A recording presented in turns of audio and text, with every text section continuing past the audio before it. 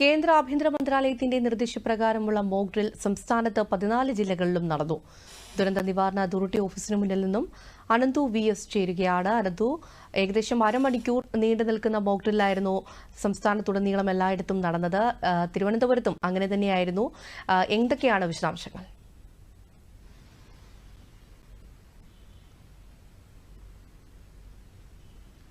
തീർച്ചയായും സൈമ സൂചിപ്പിച്ചതുപോലെ തന്നെ രാജ്യത്തിന്റെ വിവിധ ഭാഗങ്ങളിൽ ഇന്ന് മോക്ക് ഡ്രില്ലുകൾ സംഘടിപ്പിച്ചിരുന്നു. അടിയന്തര സാഹചര്യം ഉണ്ടായാൽ അല്ലെങ്കിൽ ഒരു യുദ്ധം ഉണ്ടാവുകയാണെങ്കിൽ പൊതുജനങ്ങൾ എന്തൊക്കെ നടപടികൾ സ്വീകരിക്കണം, അതായത് സിവിൽ ഡിഫൻസിന്റെ ഭാഗമായിട്ടുള്ള നടപടിക്രമങ്ങളായിരുന്നു പരിശീലനമായി മോക്ക് ഡ്രില്ലായി നടത്തിയത്. അത്തരത്തിൽ ഒരു അപകടം ഉണ്ടാവുകയാണെങ്കിൽ അല്ലെങ്കിൽ ഒരു എയർ റെയ്ഡ് ഉണ്ടാവുകയാണെങ്കിൽ, വ്യോമാക്രമണം ഉണ്ടാവുകയാണെങ്കിൽ അതിനുള്ള നടപടിക്രമങ്ങൾ, അതിന് എന്തൊക്കെ മുൻകരുതലുകൾ സ്വീകരിക്കണം, അതുപോലെ തന്നെ യുദ്ധം ഉണ്ടാവുകയാണെങ്കിൽ എന്തെല്ലാം നടപടിക്രമങ്ങൾ സ്വീകരിക്കണം എന്നിവയെല്ലാം മോക്ക് ഡ്രില്ലിൽ ഉൾപ്പെടുത്തിയിരുന്നു. കേരളത്തിലും 14 ജില്ലകളിലും മോക്ക് ഡ്രിൽ സംഘടിപ്പിച്ചിരുന്നു. തിരുവനന്തപുരത്ത് ഏകദേശം 9 സ്ഥലങ്ങളിലാണ് മോക്ക് ഡ്രില്ലുകൾ സംഘടിപ്പിച്ചത്. തന്ത്രപ്രധാനമായ സ്ഥലങ്ങൾ എങ്ങനെയാണ് സംരക്ഷിക്കേണ്ടത് എന്നടക്കമുള്ള കാര്യങ്ങളായിരുന്നു തിരുവനന്തപുരത്ത് അടക്കം അല്ലെങ്കിൽ കേരളത്തിൽ സ്വീകരിച്ചത്. തിരുവനന്തപുരത്ത് സെക്രട്ടേറിയറ്റ്, നിയമസഭ, റെയിൽവേ സ്റ്റേഷൻ, ബസ് സ്റ്റോപ്പ്, അത്തരത്തിലുള്ള തന്ത്രപ്രധാനമായ കേന്ദ്രങ്ങളിൽ മോക്ക് ഡ്രില്ലുകൾ സംഘടിപ്പിച്ചിരുന്നു. ഞാനിപ്പോൾ ഉള്ളത് തിരുവനന്തപുരത്തുള്ള സംസ്ഥാന ദുരന്ത നിവാരണ അതോറിറ്റിയിലാണ്. ഇവിടെയാണ് ഈ അപായ സൈറണുകൾ മുഴക്കുന്നതിനുള്ള ഒരു സംവിധാനം ഒരുക്കിയിരുന്നത്. പിന്നിൽ കാണുന്ന ഈ അപായ സൈറണുകളായിരുന്നു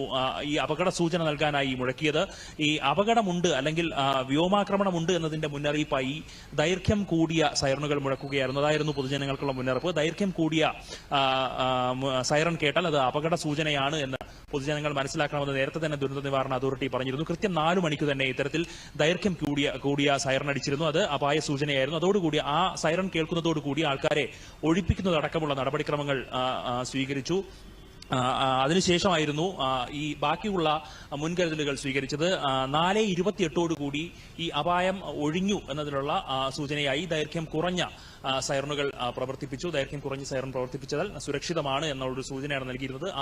ആ ഒരു സൈറണും കേട്ടതിന് ശേഷമാണ് ഈ മോക്ക് ഡ്രിൽ പൂർണ്ണമായത്. വിവിധയിടങ്ങളിൽ നിരവധി നിർദ്ദേശങ്ങൾ നൽകിയിരുന്നു. ഈ ബ്ലാക്ക് ഔട്ട് അടക്കമുള്ള നടപടിക്രമങ്ങൾ പാലിക്കണം, അതിന്റെ പരിശീലനം ഉണ്ടായിരുന്നു. കെട്ടിടങ്ങൾക്കുള്ളിൽ നിന്നും വെളിച്ചം പുറത്തു വരാത്ത രീതിയിലുള്ള സംവിധാനങ്ങൾ ഒരുക്കണമെന്ന് നേരത്തെ തന്നെ ആഭ്യന്തര മന്ത്രാലയം അറിയിച്ചിരുന്നു. എയർ റെയ്ഡ് ഉണ്ടാകുന്ന സാഹചര്യത്തിൽ മുഴുവൻ ആളുകളും വീടിനുള്ളിൽ തന്നെ കഴിയണം.